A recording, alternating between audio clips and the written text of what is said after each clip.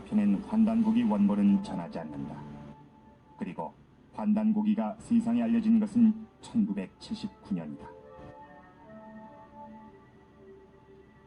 제야사학자 송호수 씨는 줄곧 환단고기에 대해 연구하고 있는데 1979년에 인쇄된 환단고기 영인본을 가지고 있다.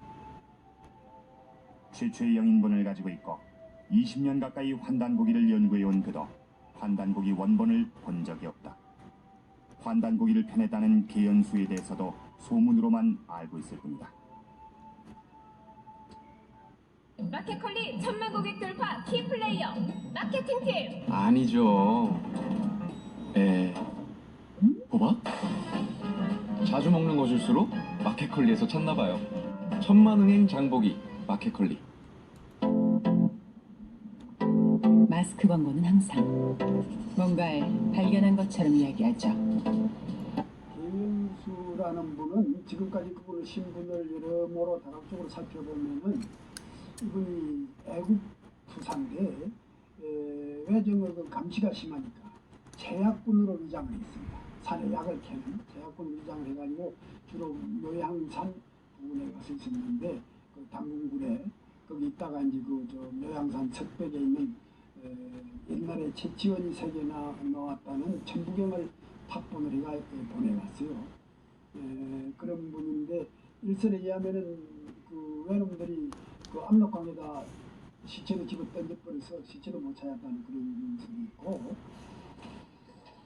전설처럼 내려오는 계연수에 대한 이야기. 계연수의 행적을 찾아보기 위해 수완 계씨 종친을 찾았다.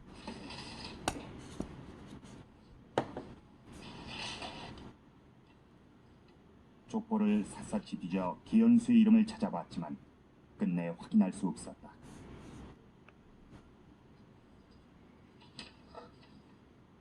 이분은 이제 자기 먼 선배가 해외가 일찍 갔거나 또 기현 씨가 족보할 때에 수량한 사람들하고 연락이 못 되는 경우는 못 오는 경우가 많습니다. 현재로서 계연수의 행적을 더 이상 추적하는 것은 불가능하다. 그래서 계연수가 펴냈다는 환단고기 서문에 등장하는 인물들을 통해 계연수가 어떤 사람인지 추정해보기로 했다.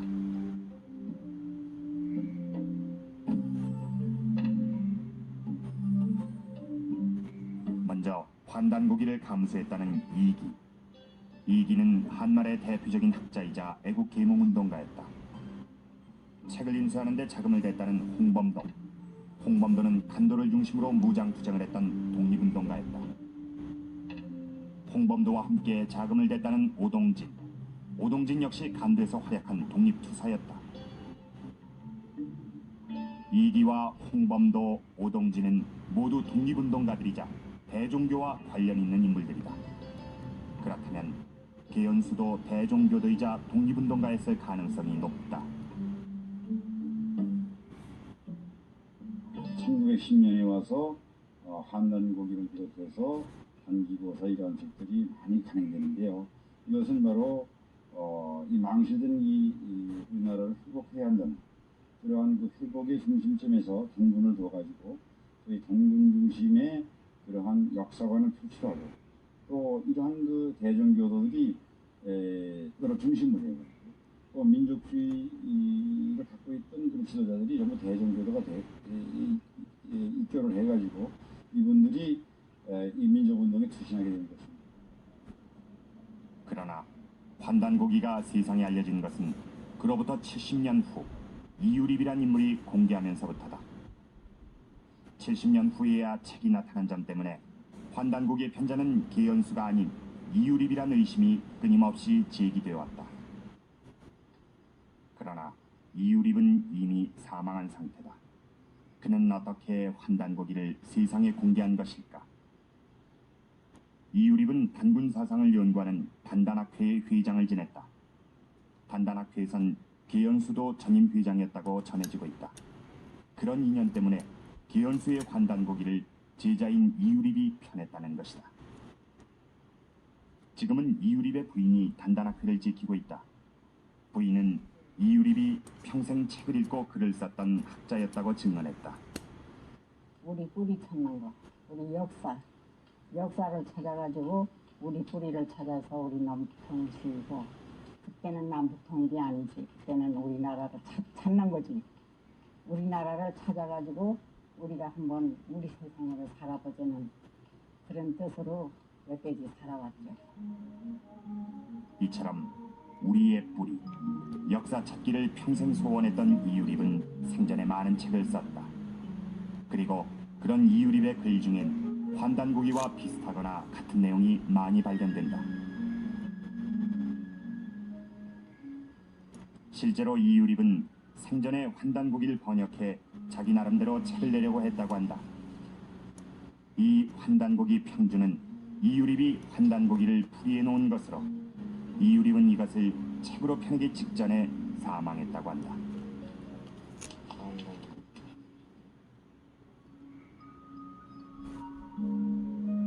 취재 중에 또 한 가지 확인할 수 있었던 것은 이유립이 환단고기 원문을 직접 수정한 흔적이다.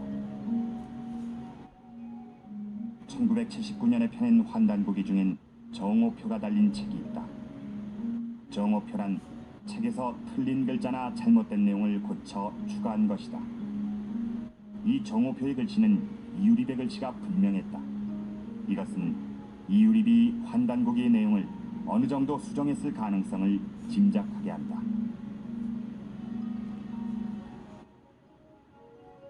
그러나 1979년 이유립이 세상에 공개한 환단고기는 당시엔 별로 주목받지 못했다.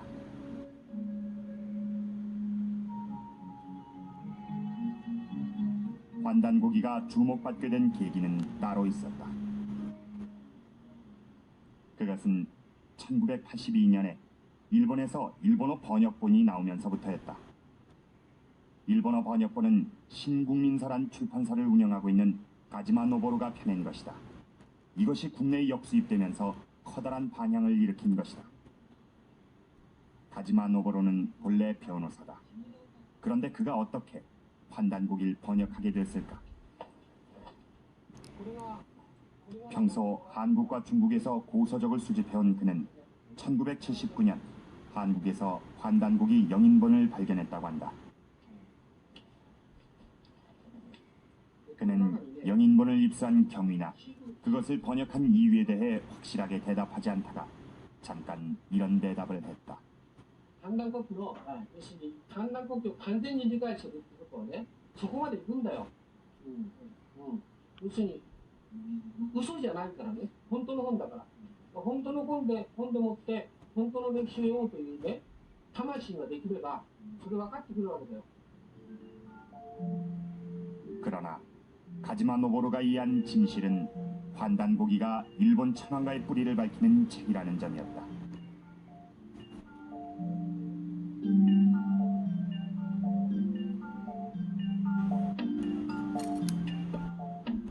그는 환단고기를 통해 동양 역사의 근원을 파악했는데 일본의 신도가 본류이고 단군은 지류로 해석하고 있다.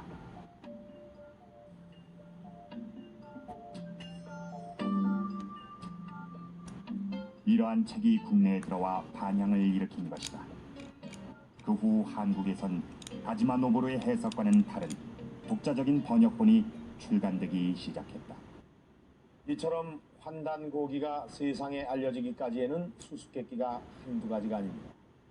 1911년 개연수가 처음 필사한 원본이 사라진 점, 그 후 70년이 지나서 이유립에 의해서 세상에 공개된 점, 1979년 이유립이 처음 이 책을 펴낼 당시에는 별로 주목을 받지 못하다가 일본인 가지마 노보로가 일본어로 출판을 한 다음 국내에서 주목을 받게 된 점 등 이런 미스테리한 부분 때문에 이 환단고기를 사료로 인정하지 않는 사람들도 많습니다. 이렇게 세상에 나오기까지의 과정이 모호하기 때문에 책의 가치에 대해서도 끊임없이 문제가 제기되지만 환단고기를 긍정적으로 바라보는 사람들도 적지 않습니다. 그것은 이 책에 사료로서 검토해야 할 부분이 많다고 보기 때문입니다. 대표적인 것이 단군과 고조선에 대한 기록입니다. 이 환단고기